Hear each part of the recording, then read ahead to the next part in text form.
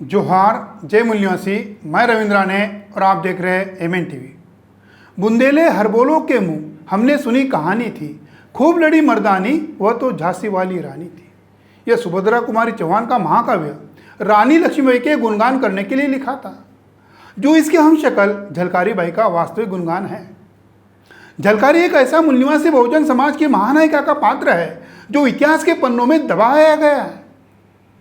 बहुजनों में अपने अस्मिताओं की खोजबीन होने के कारण झलकारी बाई जैसे कई मूल्यवासी बहुजनों के महानायक और महानायिका का कार्य बहुजनों के सामने आने लगा है। ब्राह्मणों के झूठे इतिहास में बहुजन समाज के लोग अपना जीवन भविष्य देखने से उनका अपना भविष्य अंधकारमय बन जाता है।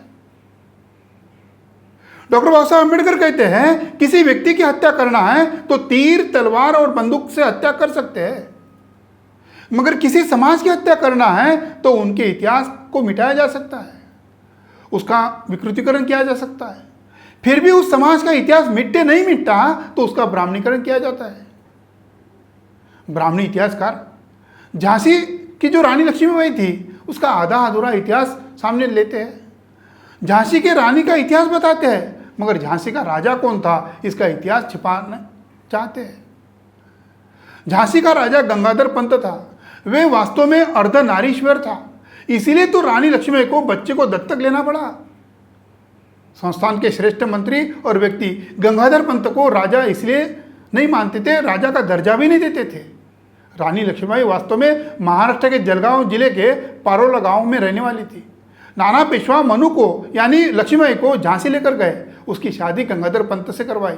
यह सारा इतिहास गोपाल विष्णु गोडसे के मराठी किताब माझा प्रवास यानी मेरी यात्रा में आया हुआ है।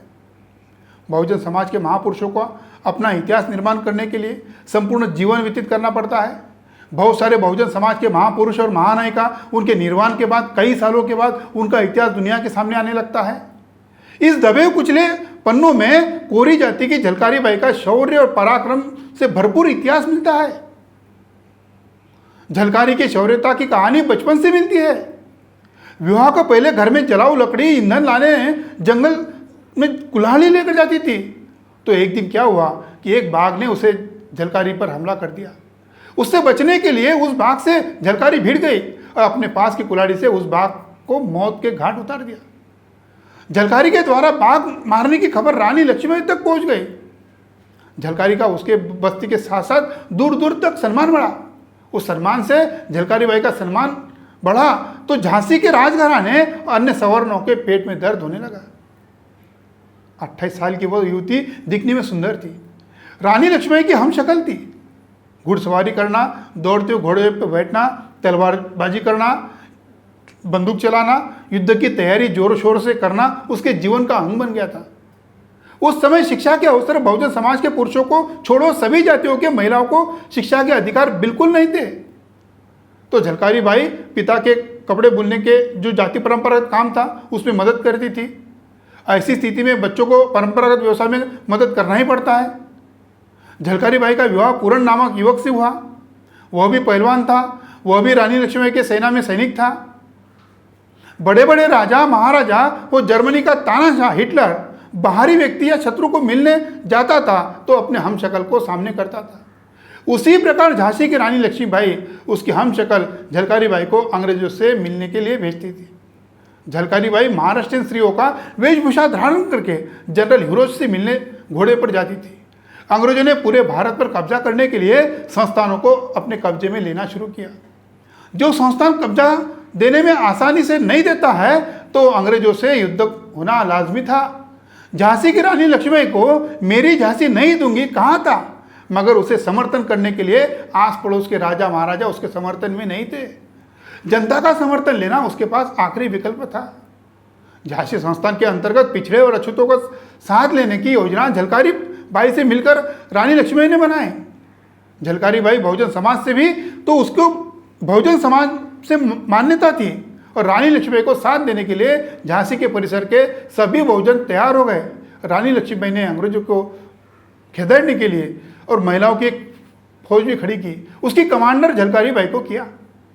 वैसे संस्थान के ब्राह्मणवादी सोच वाले रानी लक्ष्मीबाई के संस्थान के मंत्री, ज्येष्ठ लोग, राजघराने के व्यक्ति बहुजनों का समर्थन लेने के समर्थन में नहीं थे। वैसे मनुस्मृति ने बहुजनों को शास्त्र के साथ शस्त्र को भी नकारा था। राज्य बचाने के लिए संस्थान के ब्राह्मणों ने बहुजनों का साथ लेना पड़ा। झलकारी बाई, उसके पति, पुराण समेत समस्त बहुजन ने झांसी को बचाने के लिए अपना जीवन न्यौछावर कर दिया। 1857 का अंग्रेजों के खिलाफ का गदर था। देश में लगभग सभी संस्थानों ने अंग्रेजों के खिलाफ युद्ध छेड़ा था। झांसी का किला अवैध था, पर रानी का सेनापति गद्दार निकला था। नतीजन अंग्रेज किले तक पहुंचने में कामयाब हो गए। अब रानी लक्ष्मीबाई अंग्रेजों के घेरे में आ गई, तो झलकारी बाई ने रानी को कहा, आप यहां से निकल जाओ, मैं आपकी जगह लड़ती हूं। रानी निकल गई और झलकारी उनके वेश में लड़ती रही। जनरल ह्यूरोज ने आखिरकार रानी समझकर झलकारी को पकड़ लिया। रानी के पकड़ने का आनंद अंग्रेजों को होने लगा, तो उस जनरल ह्यूरोज पर झलकारी हंसने लगी। जनरल ह्यूरोज में समझ में आया कि हमने गलती से रानी को समझकर झलकारी को पकड़ लिया। जनरल ह्यूरोज कहने लगा, ऐसे देश पर मर मिटने वाले लोग पागल लोग हो जाएंगे तो हमारा भारत में रहना मुश्किल हो जाएगा।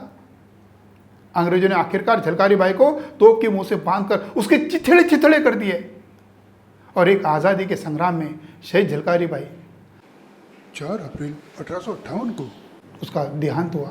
ऐसे झलकारी देवी को शत शत नमन। आज के लिए इतना ही। सभी दर्शकों को धन्यवाद।